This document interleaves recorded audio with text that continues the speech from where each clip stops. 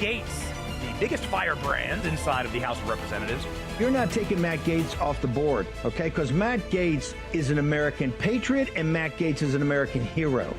We will not continue to allow the uniparty to run this town without a fight. I want to thank you, Matt Gaetz, for holding the line. Matt Gaetz is a courageous man. If we had hundreds of Matt Gaetz in D.C., the country turns around. It's that simple. He's so tough, he's so strong, he's smart, and he loves this country. Matt Gaetz. It is the honor of my life to fight alongside each and every one of you. We will save America. It's choose your fighter time. Send in the Firebrands.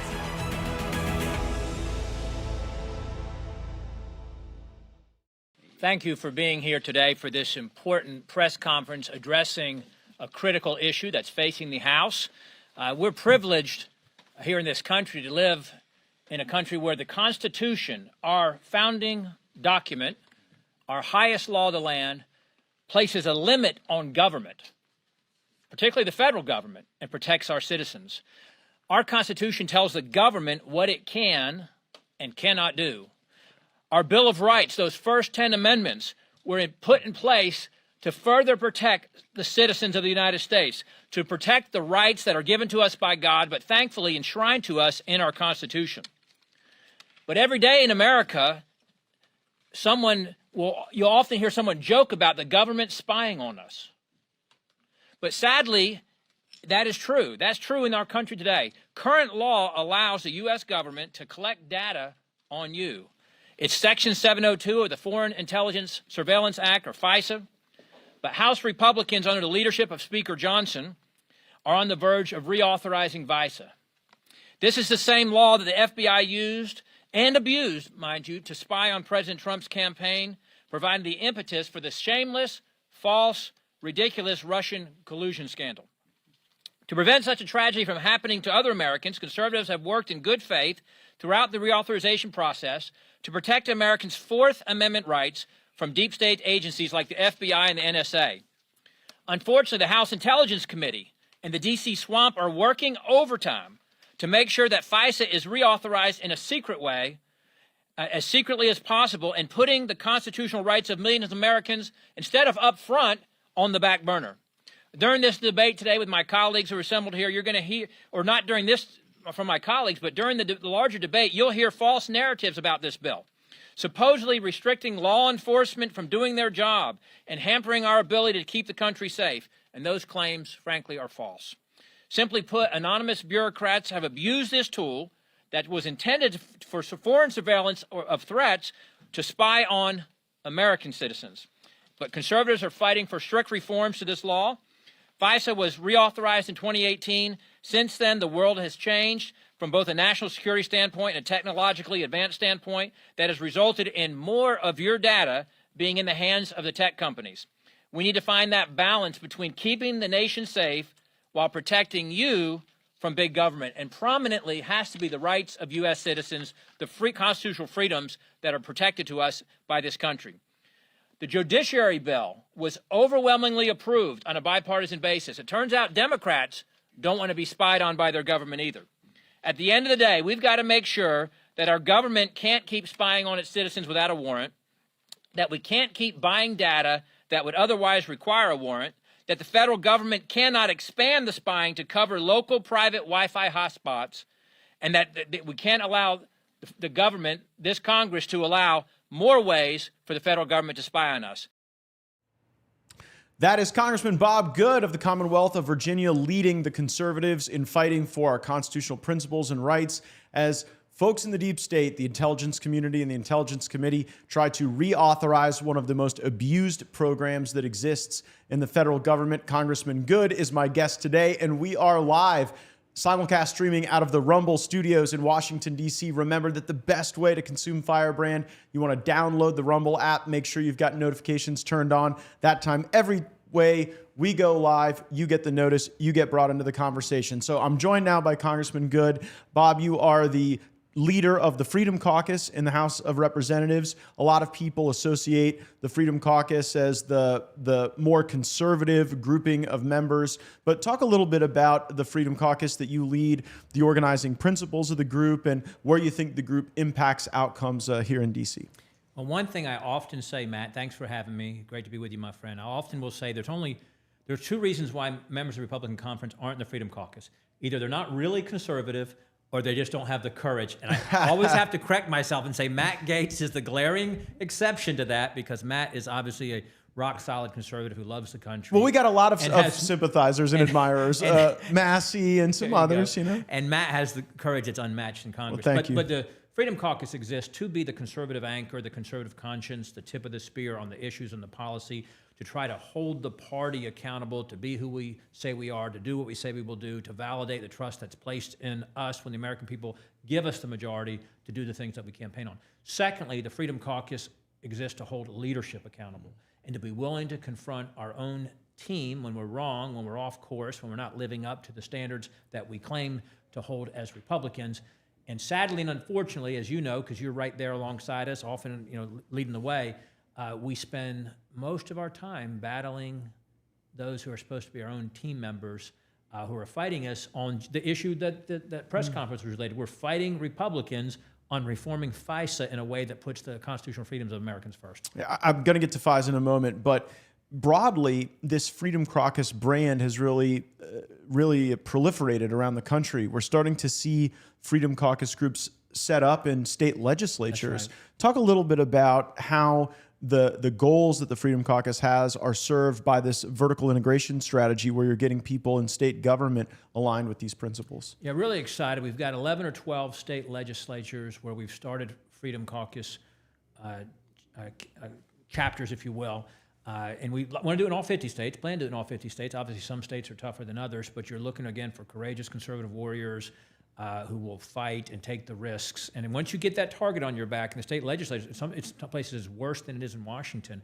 Some of our chapters, those members have been kicked out of the Republican Party, stripped of their committee assignments, stripped of their parking privileges. There's already been retaliation against them. So they're showing real courage.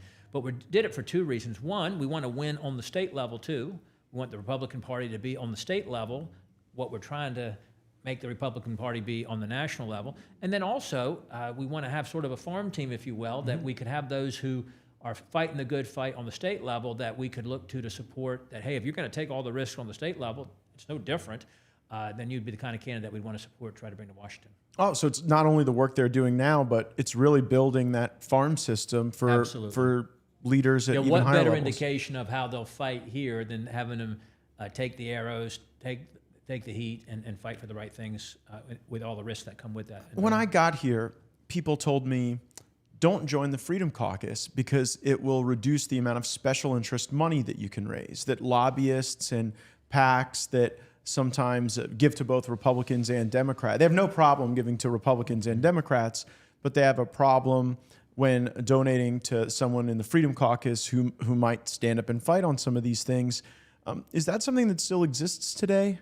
I think there's absolute truth to that, and you would know it because it's really about, and again, while you're not officially a member of the Freedom Caucus yet, but the stances that you take and the courage that you show and the loyalty to the country, to the Constitution, to doing what's right, irrespective of party and what's in it for you politically, that's the reason why it's tough to get special interest money, K Street support, Wall Street support, and so forth. And that's true. The Freedom Caucus as a unit and as a brand suffers in that same way.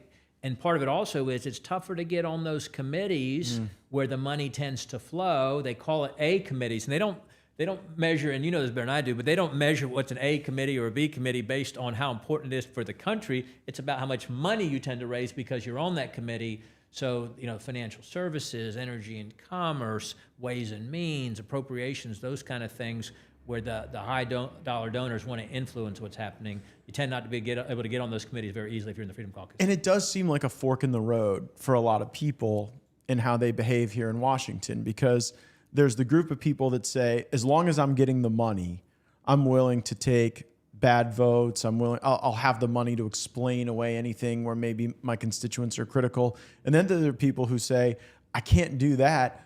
I'll take the more righteous path from a policy standpoint, and I'll just live with less on kind of the campaign side. And I think it says a lot about people, kind of which of those paths they take. But I do want to get to this FISA press conference that you led. This is very hot. It's upcoming in the next several weeks. You assembled a group of Republican conservatives who are, in a lot of ways, civil libertarians, people who believe in the Constitution. Just define the battle space on FISA for my viewers. Who's fighting for what? What do you think the key flashpoints are? Well, as you know, you had two competing bills. Judiciary has jurisdiction over this issue, and you had a bill come out of Judiciary, which was a good bill. You had a bill come out of the Intelligence Committee, which is not a good bill, and didn't sufficiently put the premium or the priority on protecting Americans' constitutional liberties. What they're putting the premium on is allowing the deep state to be able to do whatever they want to do in the name of keeping us safe. And so it ought to be the Judiciary Committee that has priority here, and it should be the Judiciary bill. There's two competing bills. But instead, unfortunately, there was compromise made, and the Intelligence Committee bill is the main text bill. But then we're supposed to be having 4 good amendments from the Judiciary Committee to try to make that bill as good as it can be. And we're in a battle right now in the conference because we were supposed to be voting on that bill today with those amendments. But the bottom line is the Intelligence Committee, led by the chairman, Mike Turner, essentially told the speaker, hey, we're not going to vote. We're going to kill the rule and not allow the bill to come to the floor if you have votes on these amendments, these good amendments that would require a warrant. So even though the base bill is what the people who are pro-spying want. There's the pro-spying bill and the anti-spying bill. Right. So the pro-spying bill is the basis, but the group that you led in this press conference, I was proud to be a participant, we're saying at least give us good amendments on a warrant, on not expanding to searching anywhere in public Wi-Fi, to not allowing an end run around the Fourth Amendment by purchasing what websites you've gone to or what emails you've sent from a data broker, those types of things. And if those amendments were adopted, I would think I could vote for the base bill. That's right. And what they're saying is even if they're considered, they won't allow us to proceed onto the bill. And the reason is probably the Democrats will vote with us on some of those, won't they? I think it's two things. They're afraid they'll pass and they'll restrict the ability of the deep state to continue to spy on Americans and expand that capacity, which is what their bill does.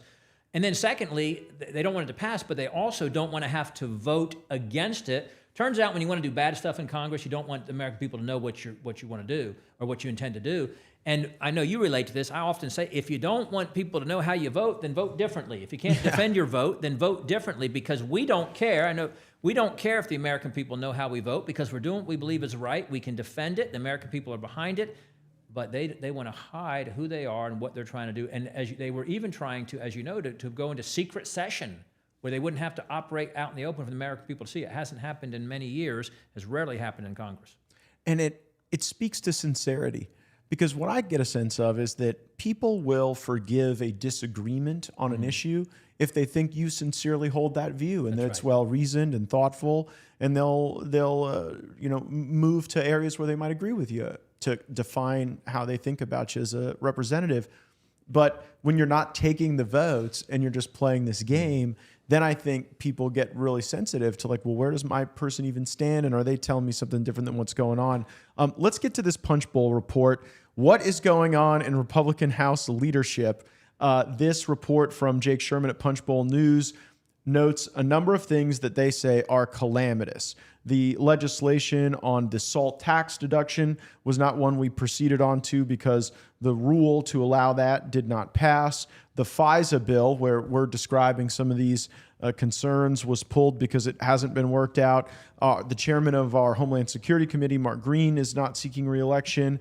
And we're not doing foreign aid without offsets, and we're not doing the Ukraine money and the big national security package. So at Punch Bowl News, they say this is the sign of a House of Representatives in chaos.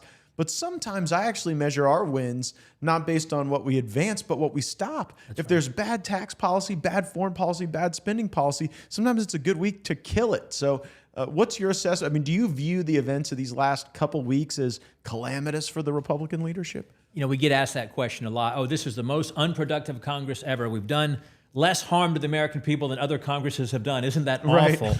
But less is more, as you know. Now, a year from now, we hope, Lord willing, to be here with President Trump, a majority in the Senate, an expanded majority in the House. And then if we're not doing things for the American people, shame on us. But when reporters will ask me that, hey, you guys haven't passed much legislation, you haven't got much done, I say, okay, what would you like me to get done or us to get done that Chuck Schumer and Joe Biden would agree to? So your definition of getting things done is doing what Democrats want, to show we can govern no matter how poorly we govern, to show we can get things done no matter how harmful to the American people. So while we don't have a lot of victories with one house of one branch that we can have, look what we accomplished in terms of putting points on the board.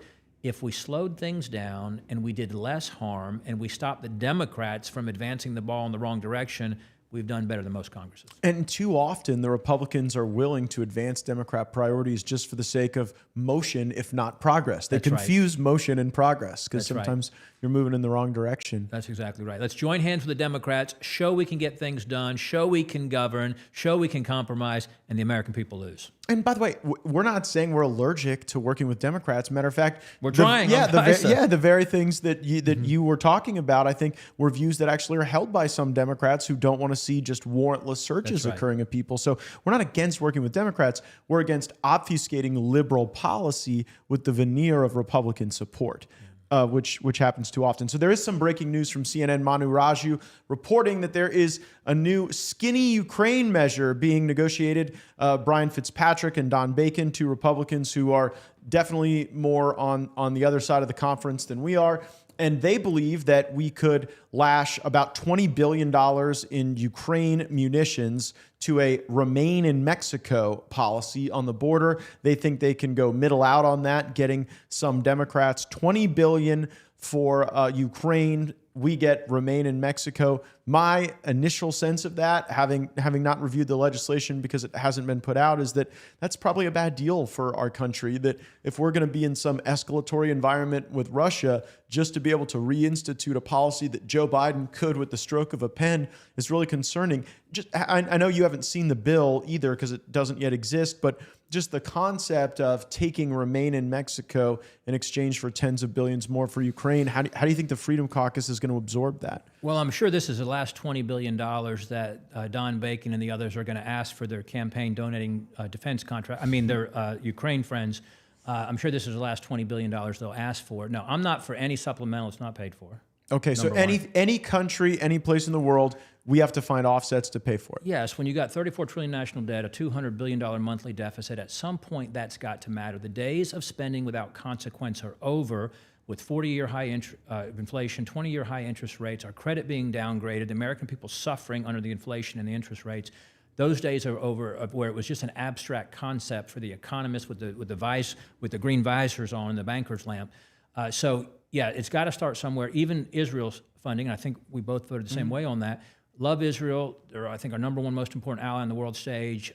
But we shouldn't be borrowing from the kids and the grandkids. When we can cut climate funding, we can cut the UN, we can cut the IRS expansion. There's lots of low-hanging fruit of spending that's harmful to the country, not only just wasteful. So I'm for offsets because we got to turn the page and stop doing unpaid supplementals. That said, I think I share your view that I don't support funding for Ukraine anyway. And I certainly wouldn't give money to this administration in the name of them pretending to do something they're not going to do. You know, I think you could make a case, I'll sound a little soft here, if we had a true border security bill, H.R. 2, where we had enforcement mechanisms where we meted out a little bit of money to essentially buy that border security for the country, and they didn't get the money until they performed. And it was paid for with offsets Not for Ukraine, but for our country, right? Yes. That it's performance-based funding, and that performance is measured by border crossings. Exactly. Then you could make an argument if you paid for it with offsets and it was performance-based on they had to actually execute the policy that ended the border invasion, you could make an argument for negotiating that. Yeah, I think only in Washington do we combine our border issue and Ukraine's border. Right. Like it all, we've done town halls together. I know you've got a lot of people that you serve as chairman of the Freedom Caucus from around the country, and I don't know if there's anywhere in America where people are sitting down concerned about our border crisis and then immediately think, well, if only there was a way to do this in Ukraine at the same time. Now, there are people who feel very passionately about Ukraine, but even I don't think they view it as linked to our border. And so it's this uniquely Washington concept. And I think it's largely driven by the fact that it's an open secret that Mitch McConnell views the Ukraine matter as central to his legacy, even more so than the court. And I do believe, like, as an evangelical Christian, Mike Johnson really wants to get the Israel aid done. I do too. And I think that that's not politics for him. I think that that's a place with a 4,000-year connection to our faith. And so you don't want to see it overrun. And that's a totally understandable perspective for someone to have. But when you find out what the presiding officers want, then sometimes that becomes the feature of a deal. And, I look back at our appropriations process as probably the most productive way to endeavor upon funding the government. And we got criticized because we kept people here late at night taking hundreds more votes than they were used to. But even when we lose those votes, like, do you view that as like existentially bad for us? Because even when we lose votes, we're forcing people to take votes. That's right. So your perspective on that? It'd be nice if we could make other people vote the way we want to, but we can't do that. And so short of that, what you want is the opportunity to have the debate, to have the fight, to have the votes held, to get people on record. And it's a shame because, to your point, we had hundreds of amendment votes to cut specific spending, and almost all of those failed. It's really a shame that they did in a Republican conference, but at least we're exposing who the Republican Party is, who's with the American people, who's with cutting spending, who's with limiting government, who's for the Constitution. And I'd like to think that might help in some primaries this year. Yeah, and by the way, that's not a threat. It's just democracy. Yeah. People see how folks vote, then they choose who their elected leaders are. Final question I want to ask you: as you lead the Freedom Caucus through these next several months and beyond, how are you going to gauge success? How are you going to look at the Freedom Caucus and say, we really achieved our objective here versus, yet another kind of entity in Washington that flummoxes around this crazy place? Well, it's difficult for us looking at past history and look at the lay of the land to predict significant, measurable success markers, if you will. We can predict lots of reasons why we think that failure and surrender is in our future, because that's what has happened with our conference. But I look at last week where the Ukraine funding bill combined with an amnesty bill masquerading as a phony border security bill was killed. And the Freedom Caucus and our conservative fighting allies like yourself were at the forefront of killing that, the messaging, making it too painful, too uncomfortable, just untenable for enough Republican senators to vote for it, and it fell apart. Conservative nation rose up, the American people rose up, our friends in the movement rose up. That was a win. It's not time to stop and spike the football and celebrate because we knew the supplemental would come back, just minus pretending to have border security in it. Although that would have, as we both know, that would have made it actually worse because it would have given political cover to those who are perpetrating the invasion and make it look like they were doing something to stop the invasion while not doing anything to stop it. So that was a win. Winning on FISA would be huge because we will live with that for years to come, and it has a tremendous impact on the American people, especially under this administration. And God willing, we're only going to suffer another 10 months or so under this administration. But we're fighting an administration that we know is willing to do anything. They're not even pretending anymore. They're going for broke because they know their goose is cooked if President Trump wins and we have House and Senate majorities. So I think FISA would be one. Trying to battle to try to get border security somehow in the equation. It was supposed to be part of the supplemental, is what the speaker said. That wasn't the play I wanted. I wanted to tie it to appropriations. I don't think we're probably going to win that fight. But to reduce the harm done in the spending battles is probably about the best we can do. I'd love to see it be at the FRA levels, at least. That was last year, which I voted against that. It's too high, but that it's crazy that, like, even when you can almost pick any point in time and say, like, here, I thought the spending was too much, and it just always goes up. Yeah. And so, Warren Davidson, our friend, likes to say, you got to fight the battle you're in, not the battle that you wish you in. And sometimes you have to recalibrate and say, okay, what could success, the best semblance of success look like now? And sometimes you just have to, again, recalibrate that and do what you think is most right strategically to try to effectuate the best outcome. The other thing I'd like us to do is to help, again, as members and what we're doing here, but to try to influence conservative wins in those primaries, to get more reinforcements, to expose, again, who the Republican Party is, who's with us, who's not with us in terms of fighting for the things we tell the American people we will do if they give us the majority, so that we can have a better looking conference ideologically, hopefully numerically. I want it to be larger, but I want it to be larger with the right number of people. No, it's so key. Well, how can folks follow the work of your congressional office and the work of the House Freedom Caucus? Well, they can follow me at good.house.gov or at Rep Bob Good. Am I allowed to say supporting me? This is a congressional podcast. So okay, I cannot say that. But yeah, we'll keep it on the official side. But yeah, at Rep Bob Good and good.house.gov. Awesome. Well, thank you so much. Thanks for your terrific leadership. Thanks for being my friend here in the United States Congress. Bob Good of the Commonwealth of Virginia. We're proud of him. He's a terrific firebrand. We did have we're going to let Congressman Good go, but we'll leave you for a moment with a little snippet of a song from our friends at the Article 3 Project. Take a listen.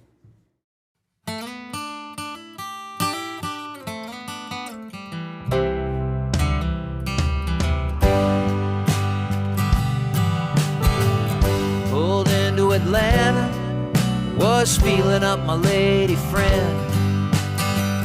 Just need a court where Trump has to defend. Say, Fani, can you hire me? It won't be a kickback scheme. I'll take my money, leave my wife, and fodder for this meme. Sign the contract, Fani. Set the dollars free. Sign the contract, Fani. Then sail the seas, you and me.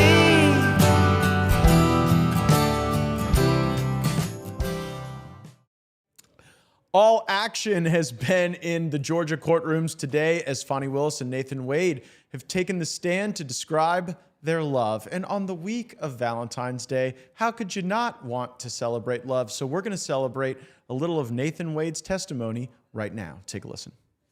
When did your romantic relationship with Miss Willis begin? 2022. When in 2022?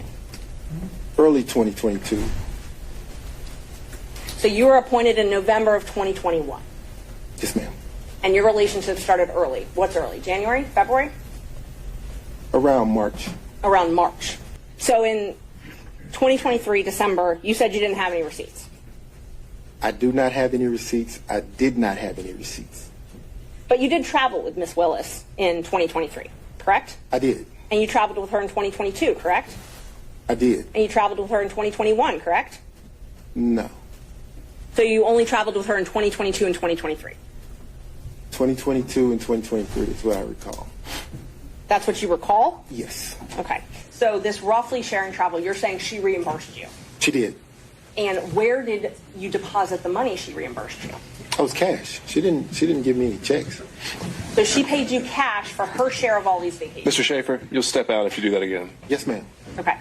And so all of the vacations that she took, she paid you cash for? Yes, ma'am. And you purchased all of these vacations on your business credit card, correct? Yes, ma'am. Okay. You did have sexual relationships with someone other than your spouse during the course of the marriage and during the period of separation, which included up to May the 30th of 2023. Isn't that correct, sir? My answer to this interrogatory is none, is no. So you're saying that you did not have sexual relationships with anyone outside of your marriage, and the period of separation is during the period, then you're answering the question to this interrogatory, correct, sir? I'm saying during the course of my marriage, I did not have sexual relations to anyone, and this answer is no. Well, again, Your Honor, I understand. You can proceed, Mr. Gill. We need a yes or no. Let's just get down to it. Did you or did you not, by May the 30th, 2023, have had sexual relations with Miss Willis, yes or no? Yes or no? Yes. Okay. Now, what you did is you answered no to that question, didn't you, or none, correct? I didn't answer no to the question you just asked. I answered no to the interrogatory question. And the interrogatory stands that you answered as a pleading in a civil proceeding, your divorce case, right? Yes. That was some of the most incredible testimony from Nathan Wade. In his divorce litigation, he said he had not had sexual relations with anyone other than his wife. And now he's admitting that during that time, he was having sexual relations with Fani Willis. And he is choosing in the questioning in live court to parse the distinction between those two as to his relationship with Fani Willis. Like, well, were you having relations with anybody? No. Were you having relations with Fani Willis? Yes. Well, those are two different questions. It's really remarkable. And these folks thought they were going to get Trump.